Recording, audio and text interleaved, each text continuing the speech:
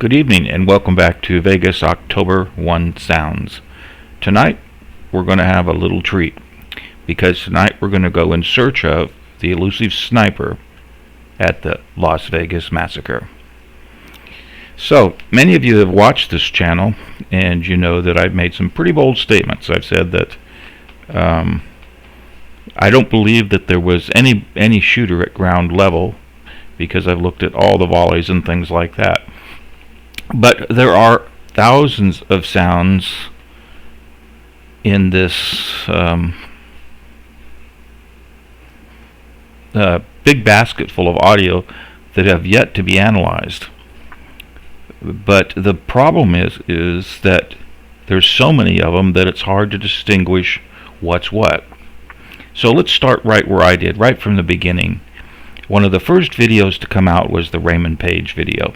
And this was long before I even got involved with doing frequency domain analysis of gunshots and developed any expertise on gunshot acoustics. And so, like everybody else, what I would do was pull up the video and listen to it, and I'd think about it and I'd say, oh, there's the thing. And I quickly realized that I couldn't do this without a tool.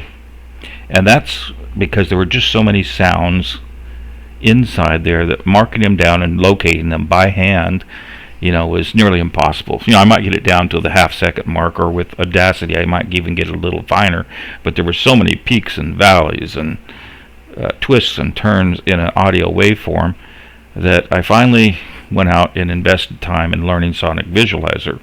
And when I did, it was an eye-opener. And so tonight I'm going to show you what happened when I viewed the Raymond Page video with Sonic Visualizer for nearly the first time. Alright, so I go, of course, I have a long developed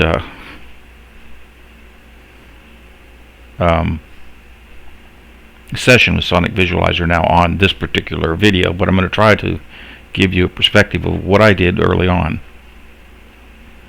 Alright, so early on I pulled up Sonic Visualizer, and lo and behold, I saw,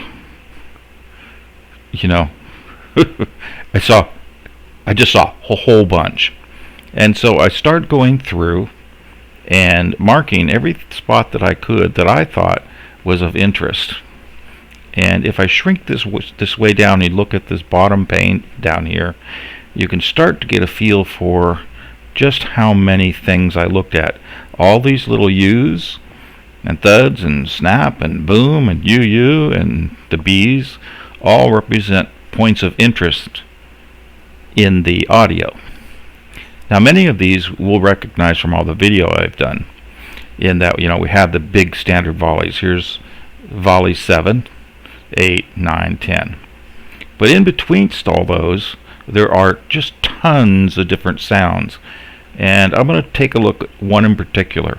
And I haven't done very much research on this except to confirm that it's going to be an interesting story for you.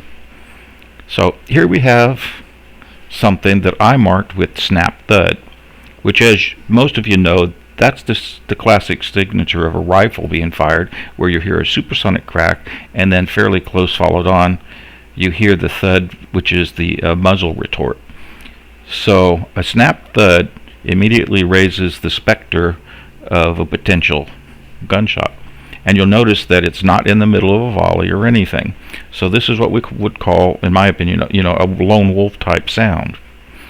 So let's take a look at what I saw. And actually what we can do is we can just go ahead and listen to a portion of that. So let's grab up that piece of audio and make it a little larger than what we have. And for some of you, you may need to turn up the sound on this.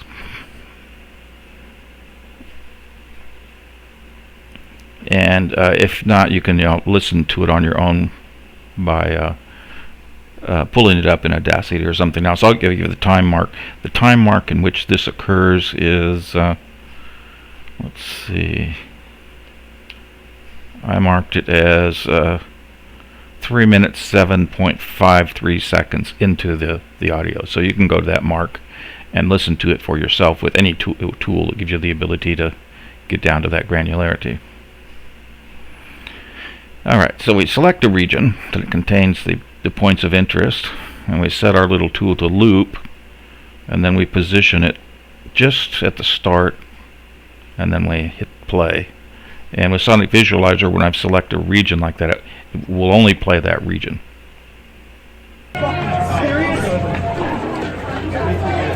So, we heard a couple of different sounds in there. We heard a little bitty stud-like sound at the beginning, followed by what sounded like a supersonic crack, followed by sometime later what we thought was a little low-level thud.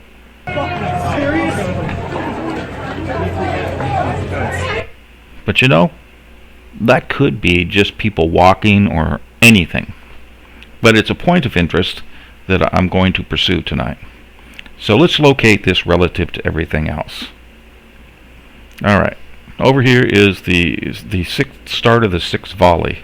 And it's the sixth volley because I've got it marked number 1, but you'll notice that it has that small, 13 round burst, a space, and then the remainder of the burst. And so if we go over there and we look at it, we can see if it looks anything like this sound over here that we're calling a snap. Now if we look at this snap up on close inspection, we'll see that, and I have an extra spectrogram in here, but you can see that there's these little lines going up and down that, while they don't go way up into the top frequencies like a regular sonic crack, they still go high enough to represent something of interest. So it may be a gunshot, maybe it's not, maybe it's something else, but we're going to find out. So, I know of no gunshot there. Nobody has identified a gunshot there, so my expectations up front are low. But this is one of the types of things that I look into on a weekly basis for a few hours, just to make progress in this area. So if we go ahead and measure from the start of that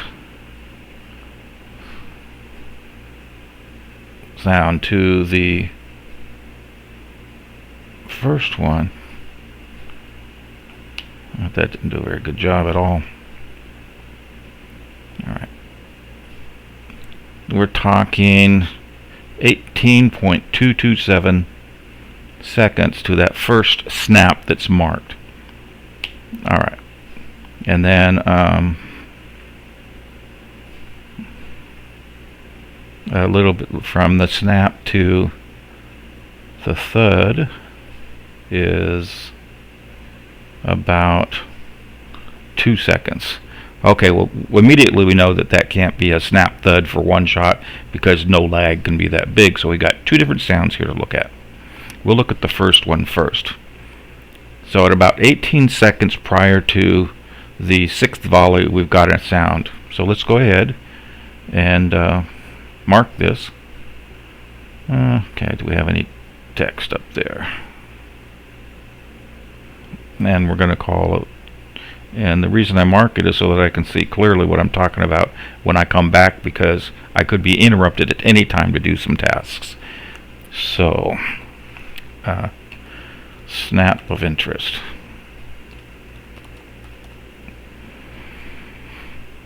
Okay, so now I've marked it so I can see it up there, and if I increase the gain, you can see it a little bit better. Okay, and if I increase the gain on this down here on the frequency plot, I can see the gain a little bit better. You can see it right here where it's yellow. And if I do it the same thing on this one, let's look at it. You can again see it starts to come into focus a little bit better right there. So it's clearly something. It clearly looks small and narrow. If we measure the frequency of it, it peaks out at about 2800 hertz. So most muzzle blasts don't get too much above 1200 hertz. So it's something above the frequency of a muzzle blast, but yet it doesn't have that big spike up into the 10 kilohertz range for a supersonic crack. Alright, so we've got a feel for it. We've got a feel for its location. I would then probably run a spectral contrast. Let's see, let's do that. I can one other thing you can do here is I have a now I have a well-established body of where gunshots I think are. Back in the day when I was first starting, I didn't, so everything was new. But if I were to pull up all the, after having classified the Corey Langdon video, I can let's see, I believe I have it in here. Yeah, on the bottom here I have a Corey Langdon markings for all the gunshots I believe are there, and we'll go over and look in a minute.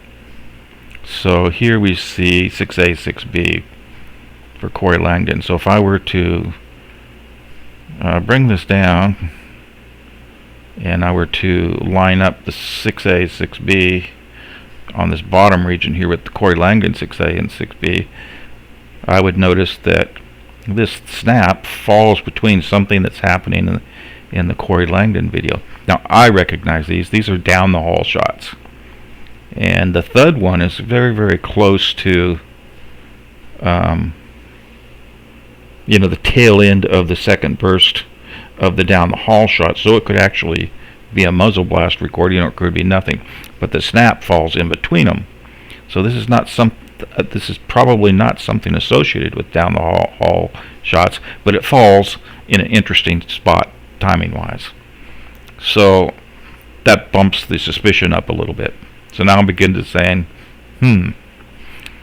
alright. So I was going to run a spectral contrast. Let's see if I can run a quick spectral contrast by highlighting a region. Let's highlight a large region like this so we can get a good idea, and then put it there, and we'll run a transformation on it. And in this case I probably want to bump down the window size a little bit so I can get a little bit better idea of what's going on time wise, and let's calculate it and see what it does for us.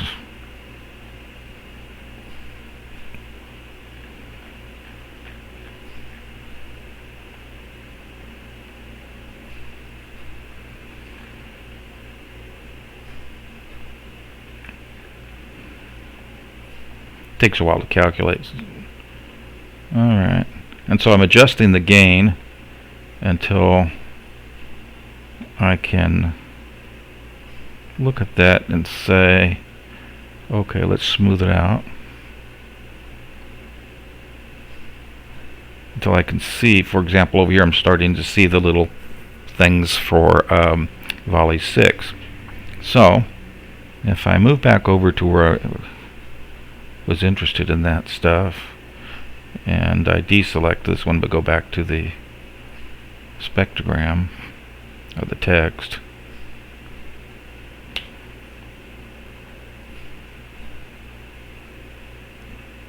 okay, it's going to be right there.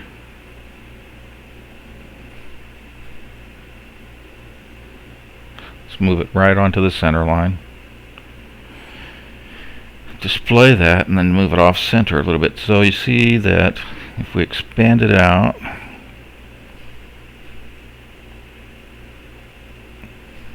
and we're looking right here,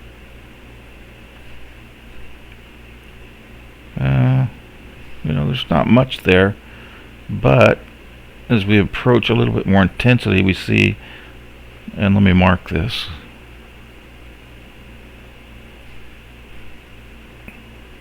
I see something right there starting to crawl up, and we also see stuff starting to crawl up in there. So okay, that starts to look a little bit like a gunshot. No big deal so far. All right, but let's disable that for the moment because I don't want to look at spectral. That was just a confirmation that there might be something there. All right, so we've identified a spot that could be a supersonic crack. It's not high enough to be regular, because if we go over and look at 6A, let's compare it to a shot from 6A. pick one that's nice and clear. Okay. So we just start comparing it. So here we see a really good, on the bottom of the muzzle, on the tops are the supersonic cracks. So if we measure the frequency here, we see, well, this one doesn't go up to 10 kilohertz either. This one goes to 3 kilohertz with a bottom end of around 745, and the muzzle blacks kicked in around 600. What are we on over here? 512. So that's a good average thing. If we were to bump the window size some, get a little bit closer example. So the middle of it is right around 1500 hertz. So let's kick it back down to 512 window size. Plop this measuring tool right into the middle if I can get it to be stable on my stupid mouse pad. It's resting on my armchair, so it's a little. And then let's scoot left until that snap comes in. Because if it's a supersonic crack, it should align coming from a similar gun. Then it should line up approximately at the same frequency. And I'm going to leave it at this scale and just wait until it shows up. And obviously this can take a, oh, there we go, there's a thud, which should be coming out. Now you notice that that thud occurred right below this mark, so that's appropriate for a thud. Where's the snap? Come on, snap. Here we go, snap. So, okay. It could be, it's a little low in frequency, but it's not out of bounds. And particularly if we mark it on the most intense spot, and then we go back over to the other supersonic cracks and see if they align. And I encourage you to bear with me to the end of this video, because it becomes a fascinating story. Okay, so here we are. Oh yeah. So the probability went up that that's a supersonic crack created by what we know to be a .223 rifle, a rifle firing a .223 caliber round at a pretty high velocity. Okay, but the immediate first question is, where's the associated muzzle blast like here? Because here, for every supersonic crack, there's a muzzle blast.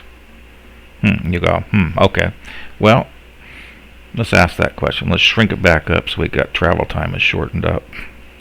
Go back over to the snap, and you'll see that even if there was a thud close by, namely, right there near the snap, it would be hard to spot. And yeah, there's just too much sound, interfering sound there to say whether or not one of these is the thud part along the bottom. So that's indeterminate. Okay, so we've got this idea that we got a mystery to solve. We've got it marked here, snap of interest. We'll save that session, because oftentimes computers do funny things. We don't want to lose our work. And then we go in pursuit. So for me, it's all about, I must have multiple confirmations of a sound to make a judgment or an opinion of something. And if I can get 3 or 4 good measurements, each with the supersonic crack and a muzzle, I probably have enough to work with. If I only get 1 or 2, it's just kind of an interesting thing, but I don't really know what they are. If I get 10 or 6 to 10, I nail it down till I know everything about it. Because if you have 6 to 10 measurements from various areas of the venue or surrounding areas, or areas surrounding the venue, then you can give a real good characterization of those shots. Now we know we are following a single shot. These are not multiple shots. And just in summary, it's something that occurs in the middle of the down the hall bursts, between the bursts. It's not anything that anybody's identified that I know of. It's a potential supersonic crack. It doesn't have a muzzle blast.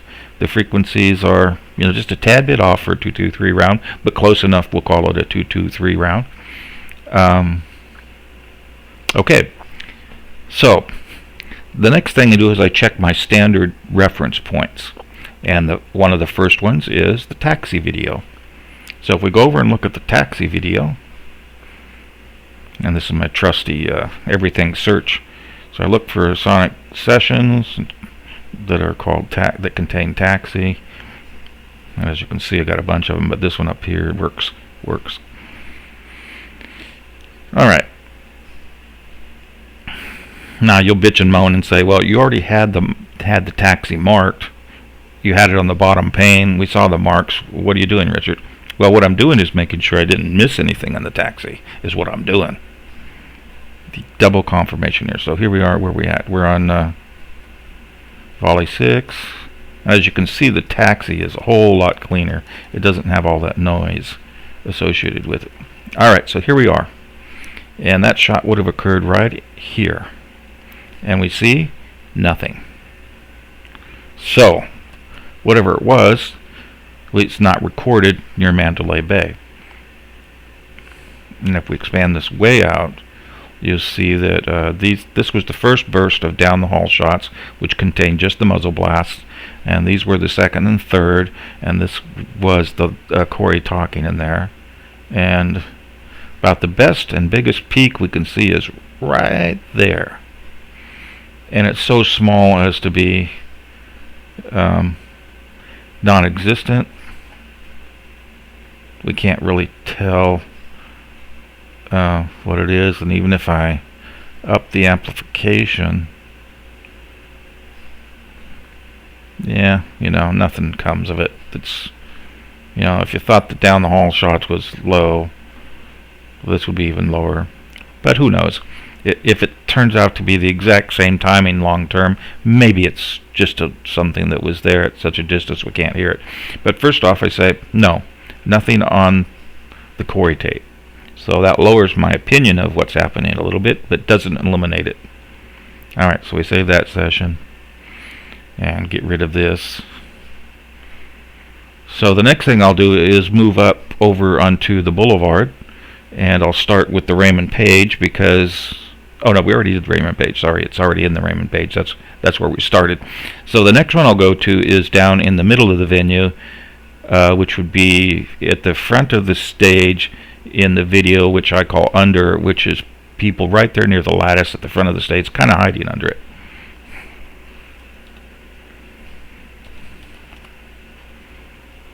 And originally I mistakenly called it under the bleachers, and that's why it's called under the bleachers now, but it really is not under the bleachers, it's kind of under the stage.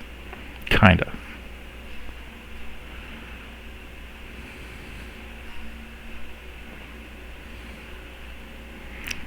Okay, and yeah, these things sometimes take a little bit to load up. So far we've got an interesting sound on Raymond Page, no confirmation on Corey Langdon, and now we come to under. Okay, so here's volley 6, and I'll grab the measuring tool up here, and as you can see, Sonic Visualizer is still calculating the stuff, and I'll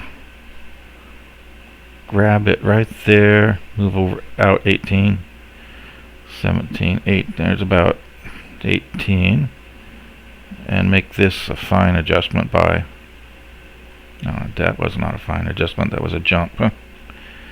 There we go, put it right on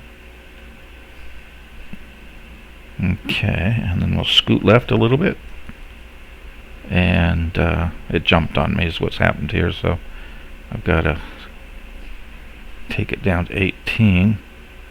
So here's something showing a big spike right at 18.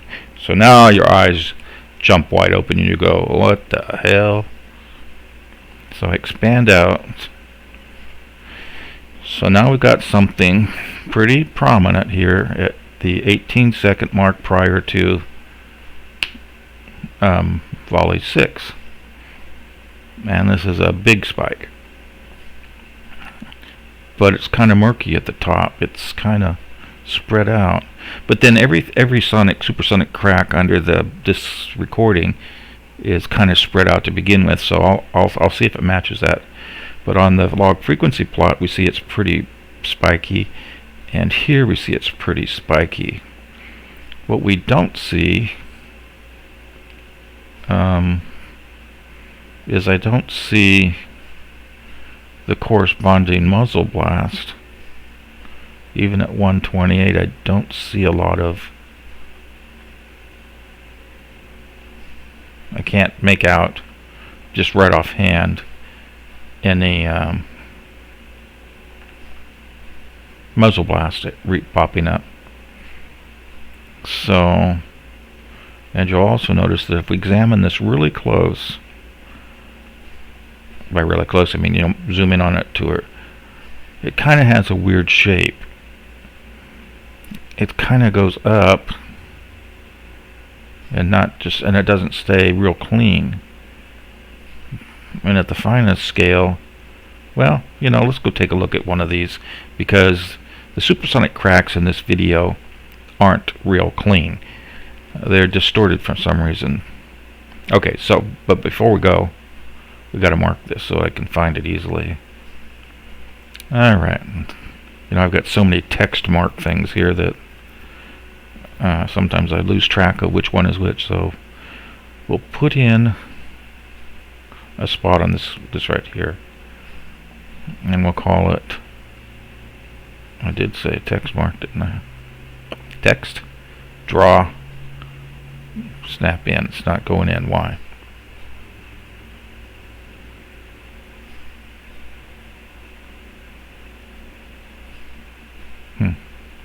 Okay, fine. Let's go up to the top where I put the other one. Here's a text. We can put it there. Oh, I already have it marked. Well, good for me. Shot 18 seconds till 6A, and let's position it just a little bit more carefully. There we go. Alright. Save that session so it doesn't get lost. Now we're on our journey to look at what supersonic cracks look like. Okay, so if we open this up wide and look at these, we kind of notice the same phenomena. We've got not so much of a rise on the front side. That is, you know, it starts pretty abruptly, but then it's smeared out and it tapers off in the proverbial exponential decay like that. And I don't need that big a marker. Okay, so let's measure the decay width. So we'll measure from the beginning and go to where we think it is about halfway mark, which I think is about there. We see it's 3.6 milliseconds. Let's go and then we go back over here and let's see if it looks that way. Get it back on the screen quicker.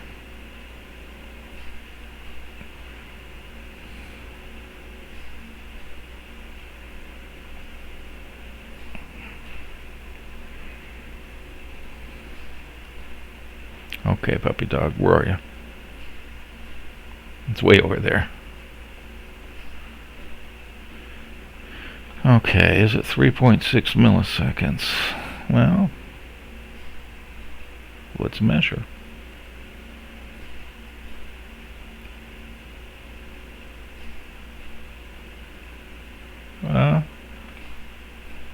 I'd say it's in the ballpark, yeah.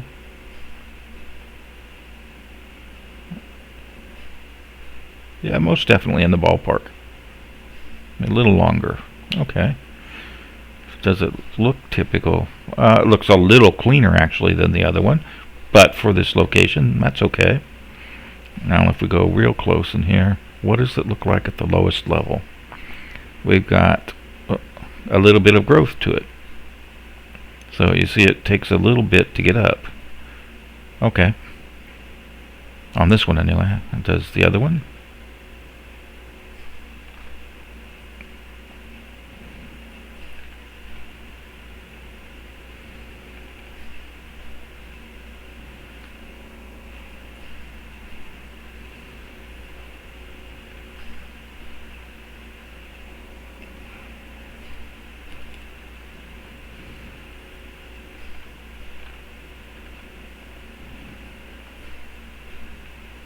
Sometimes yes, sometimes no. If we're picking this one, it goes up pretty quick.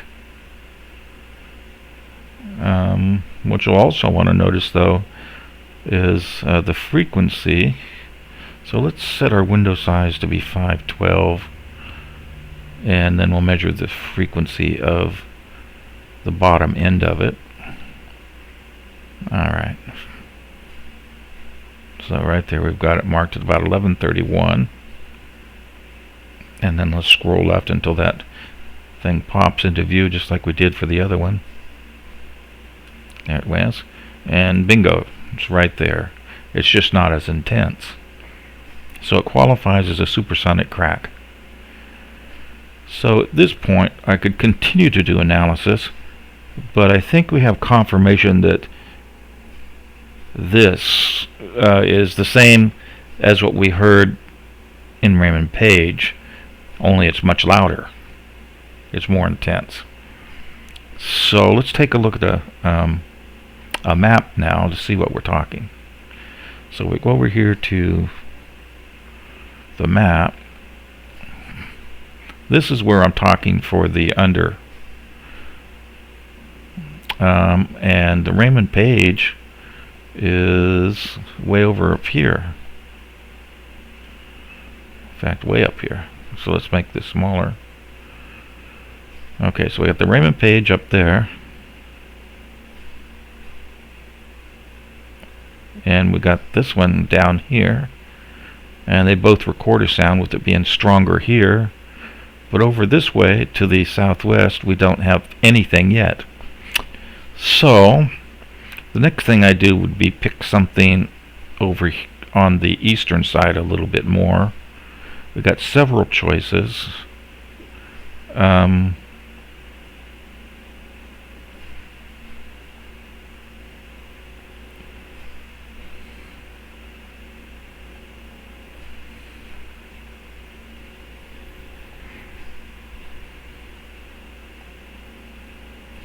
this one I like.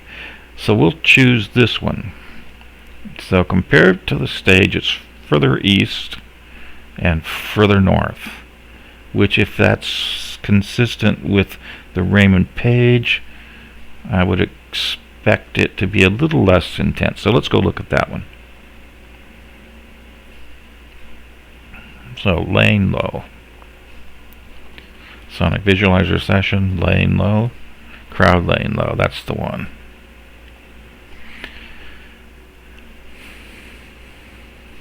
And once again we'll go through the same process, and we find volley 6 to begin with. There's volley 6A, and we do try to figure out 18, and guess what? We have a very sharp line there, and I didn't really do careful pinpoint precision thing, but in this case it's so evident that we don't even really need to do it. It's right here. So we have confirmation on this one, north and east of the stage, that there is a spike. Okay, so what do we see? Now this one has a beautiful peak up into the higher frequencies. This is more typical of what I would expect. And then shortly afterwards we see something that could be, that's people talking. So is there a corresponding, well, here's some spike. Let me mark these. So we've got this one, of course, that's very clear. We've got this thing. We've got a little bitty thing there. Okay, and that's on the linear scale. So if I put it onto a logarithmic scale, and of course I have to lower the intensity, then we see that, yeah, there are indeed a couple lines there.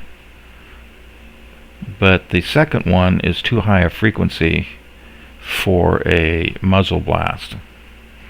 So that's most likely a reflection. So the signal is strong enough that it's creating a reflection. Now what about this other part? You see we get something crawling in right. I call it crawling in right here, which is not really that one. It's something else. I think it's that. Let's bring it up. Let's bring it over into the center one so we can measure, mark it. Or I mean, measure it mark it exactly. So it's crawling in right about there. Yeah. Okay. So we got confirmation again. So now we've got at least 3 good markings. They don't have muzzle blast, so I can't determine lag, but we have a supersonic cracky looking thing from 3 different videos.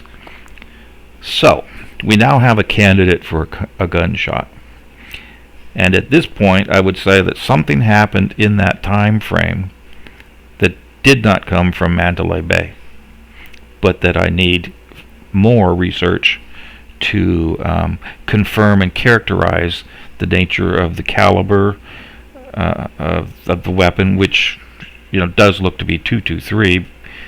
Find out what happened to the muzzle blast, why it's not there. I'll examine every other video in the vicinity that I can to characterize it, and then I'll make a proclamation. But from this point to the final proclamation could be dozens of hours of research, because you don't just come along and take one of these marks and say, hey, I'm going to upset the whole apple cart based upon 3 videos showing something that looks like a gunshot. You have to have enough observations to determine where it's coming from, what the trajectory is, and explain why you don't see the muzzle blast, explain why the frequencies of them vary just slightly, but that's no big deal, and in the whole 9 yards. And that's what I do. And you can see that one sound in one file can take dozens of hours to finally get to the point where you can make a competent judgment on it. And I'll go through a couple more videos here, because I'm not convinced that this is a gunshot, but there, in my opinion, is a high probability. So now we have a wide open case, don't we? This is a potential sniper or an alternate shooting location. And I know people are just drooling now, because I've never said that anything before was that possibility. Okay. So let's mark this, because after all, this could become kind of a big deal. Then again, it could just fizzle off. And now I'm getting a little bit more excited. So I mark it possible sniper. And that's kind of a judgment call, but it's exciting. And I have this.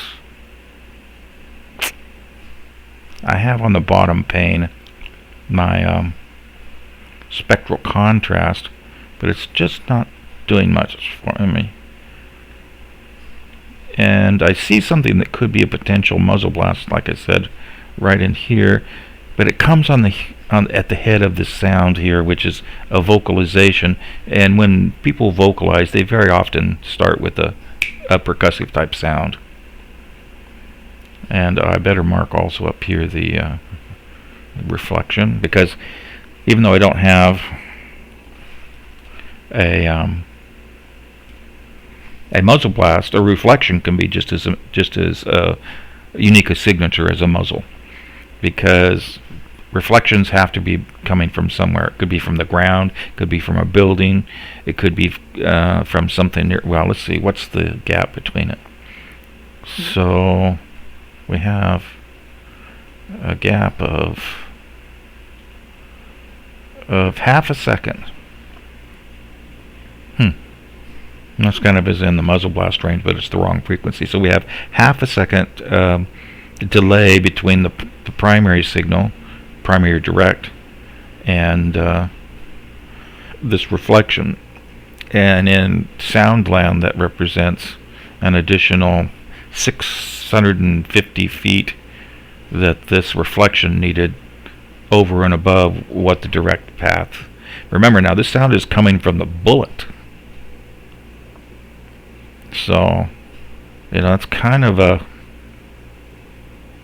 kind of an interesting statement. Now the bullet isn't perpendicular to us, so it's not like the bullet is precisely 650 feet away.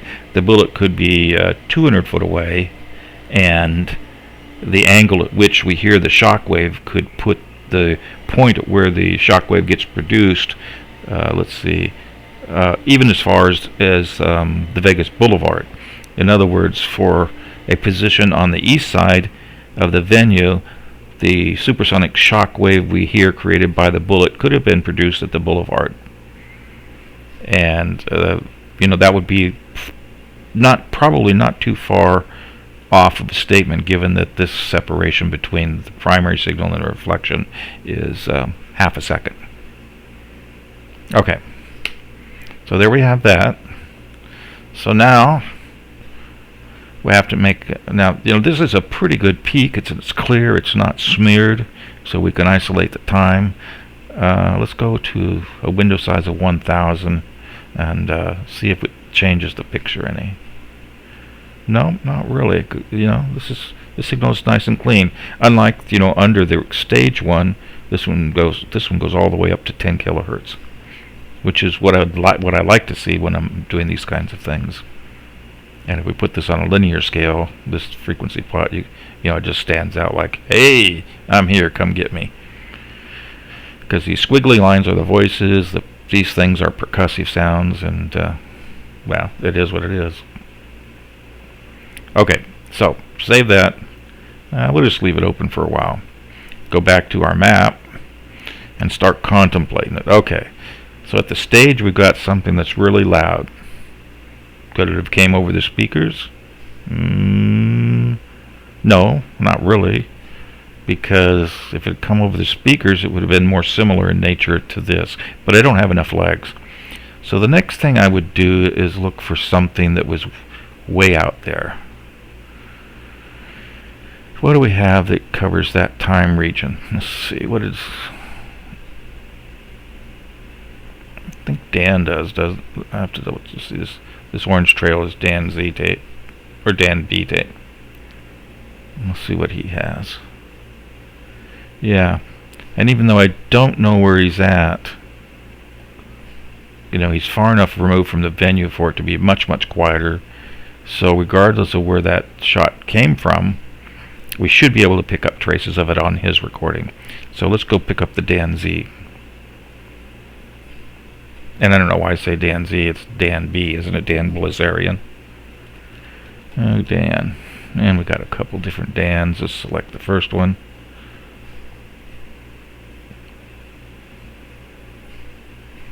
You got a Dan on the run, and a couple others. Alright. Well, obviously I haven't visited this one much because there's not very many tabs. So, where are we? Got to find volley 6 as a point of reference. There it is. Yeah, this is 6A. So bring up my measuring tool. Somewhere in there. Look over about 18 seconds. 18 seconds. Okay. I'll move it into position. Ooh, guess what I see? Expand it out, and bam, we have the fourth confirmation. Alright, well, this is starting to get very interesting. Okay, let's listen to it just to make sure we're talking apples and apples. Okay, loop it, play it. Yeah, it's not as loud though. Okay, but it is definitely a supersonic crack. Now, we can go through the same exact process as before. It goes up into the 6 to 9 kilohertz range, which is good.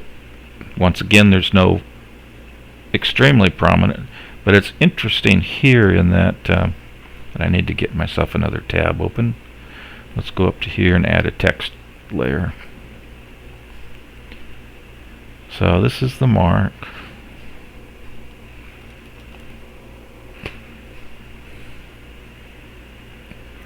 here's a reflection.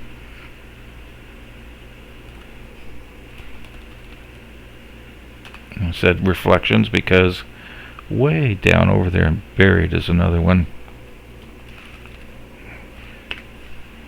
And then we have something here. It's kind of low level. A little high in frequency. Maybe I need to qualify that. See, I'm just marking things now to check later. Okay, let's go back over to that and look on a logarithmic scale. Lower the intensity. See if anything sticks out on the low frequency range. And first blush, no, nothing sticks out. So let's characterize this a little bit. What happens if I go to the 128 window so I can get a better timing on it? Well, there's something right in this region, but once again it precedes a vocal, so you know, and I marked it muzzle anyway, so we'll check it out later. Alright, so let's bring up, now let's change it back to 512. 512 is good enough window, as long as we have the intensity up anyway. Alright, so bring up our measuring tool, place it somewhere in the strong signal of the supersonic crack, run it over to where we have volley 6.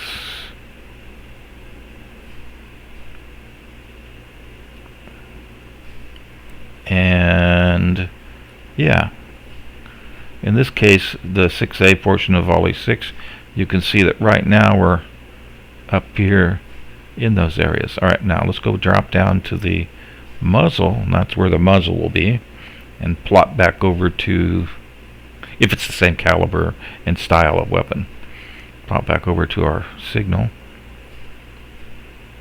Come on, puppy, you're there somewhere.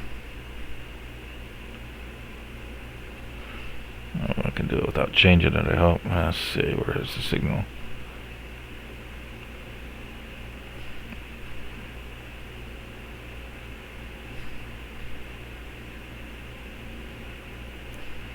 Oh, shoot. Sometimes, you know, the text, I see where I'm at. There we go. Oh, I went way by it. Okay, well, that experiment failed a little bit, so let's try it again. Here we have the muzzles for this. They're right there. And if we go left a little bit, okay, and then expand it by this. Oh, they go up as high as, that's the highest, okay. Oh, well, that's interesting.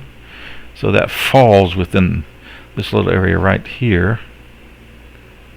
This little thing did fall within the region of a muzzle blast, but it just doesn't feel right. It looks too wide. There's no crystal sharp line, you know, so I'll just leave it at muzzle and examine it later. So now we have in the Dan Blazarian tape, the sound is soft, much softer than either at the stage or the east side, even perhaps a little softer than the Raymond Page. So that would mean that at that distance, which is out towards but not quite at the oasis, that would mean that it's still kind of ambiguous. I'm visualizing in my head thinking, what would be the path of that bullet? So what I need is something on the south end of the venue on the boulevard. So we need to locate next a save that session, go back over here. So next what I need to do is find something on the west side that could definitively tell me if the bullet travels that direction. We had nothing at the Corey Langdon thing. So it's not originating at the same place that all those other shots did, that's for sure. I can't tell you, what the elevation is of it yet, because I don't have the lags, enough lags or reflections measured to make that calculation. Let's see, what does the bus stop record? Nothing of use. Trying to think what records it. Let's see, what did the Luxor record? I think, did the Luxor record that? Nope, started at volley 7.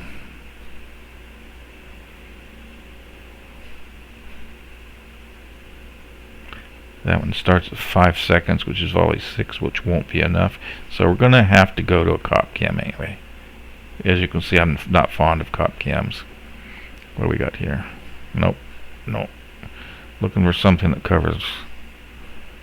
And that one's just too short. It starts 10 seconds too short. There's got to be something over here that's useful.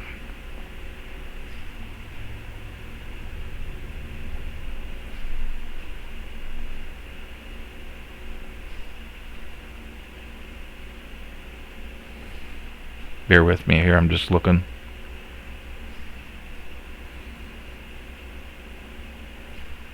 Okay, here we go. VIP seating west side of venue. That's what we need.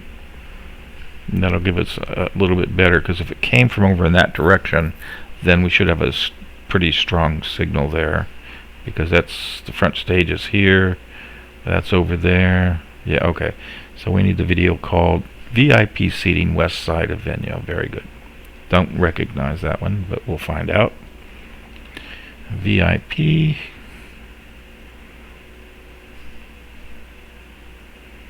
VIP Southeast, VIP 2. Let's go look. I don't know what that one really is. I don't, haven't used it enough. But if we have the 5th volley beginning 10 seconds in, it's probably what we're looking for.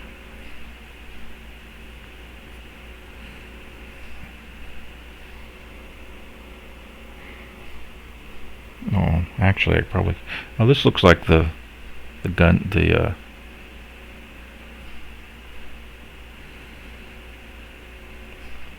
Okay, did we get it up? Yeah, we did. Make sure just by the name.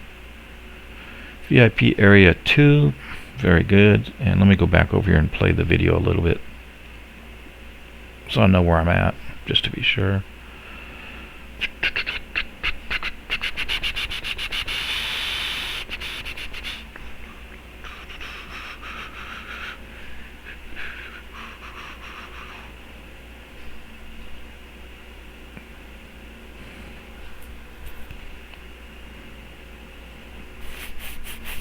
Any time here.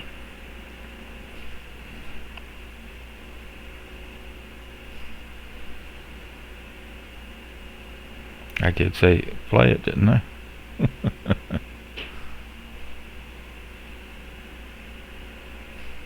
I don't care what you play. I have to play it with this one then. There we go. Oh, that's music, not. Let's see, where's the actual MP4?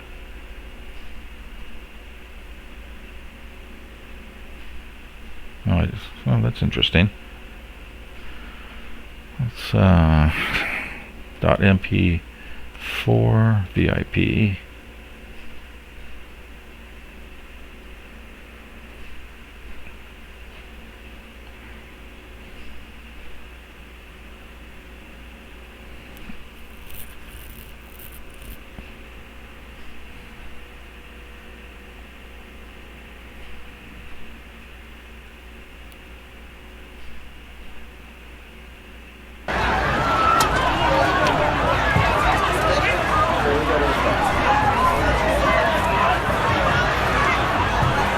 Fucking believe it.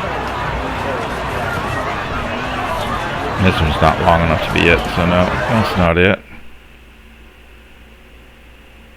Okay, we'll just go with wherever this is. I'll find out where it's at. That's 7. That's the talking gun. So looks like we have some strong signal here. Boy, somebody was screaming there. Let's see, that's 6A.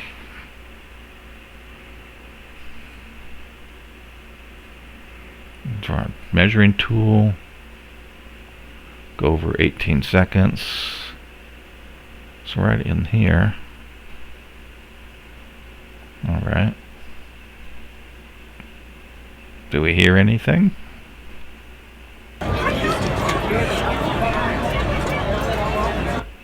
No, I got my headphones on. Let's see. Yes. Very light though. Wherever it is, it's very light.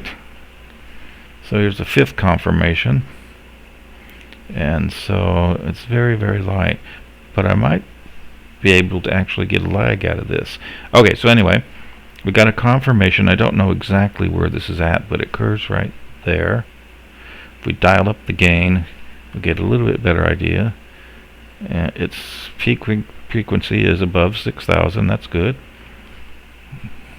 It's narrow. It's clean. It is soft. As you can see, there's dozens of sounds that look like that there, but not all of those, not even a remote few of them are gunshots. Okay, and then down here on the contrast, we have some very clean lines right around it. So I should be able to characterize it. But let's mark it first. So again, let's add a text layer up here. And possible sniper shot. No muzzle. Let's not do that. Okay. I want to actually clarify it. Let's just put another comment. 18 sectile volley 6A. Okay. Well, now. So now we can take a look at them. Save that before I get out of here. Okay. So here's what we have. Theoretically, it was right in here somewhere, and it's soft there. It's non-existent at the Mandalay Bay. It's the loudest at the stage. You can hear it at Danzee in a softened stage. It's pretty good up there, over there. So now, this is pure conjecture. This sound, to me, looks like it could have come from the east side, which would place a potential shooter, church. Your guess is, or further. You know, that since there's no muzzle, it may have been even further than the church away. So there you have it, a possible single round fired by perhaps, you know, I'm going to go out on a limb here, perhaps a suppressed rifle. The round was not subsonic. It was too loud and too present, and heard in too many areas. I mean, it was heard for 600 foot radius, so it's not a subsonic round. But it could have had a good break on it, and it could have been suppressed. And I'll have to get a good idea of the velocity by taking a lot more measurements and doing a lot of calculations. So here we have a potential game changer as an undiscovered single shot coming from what may be the east side. Don't quote me on that, but you know, we can start to get a little bit excited. We have confirmation from at least 4 or 5 videos that there is in fact a sound, and a rock wouldn't do it. The speakers won't do it because the speakers, well, actually, you know, some speakers do face south, so it's potential that there's something from the speakers. And what I'll have to do is figure out a way. I'll have to examine the reflections carefully, because the reflections say that the distance to the source of the bullet, i.e. the bullet trajectory, was would have to be consistent with a real bullet versus a speaker. So I'm going to rule, you know, just superficially rule out the speakers. And yeah, well, you know, when I get a chance, I'll write it up. I'll just leave everybody hanging as a suspense thriller. It was called as a Thanksgiving suspense thriller. So there you have it. And have a good Thanksgiving, and we'll catch you in the next video.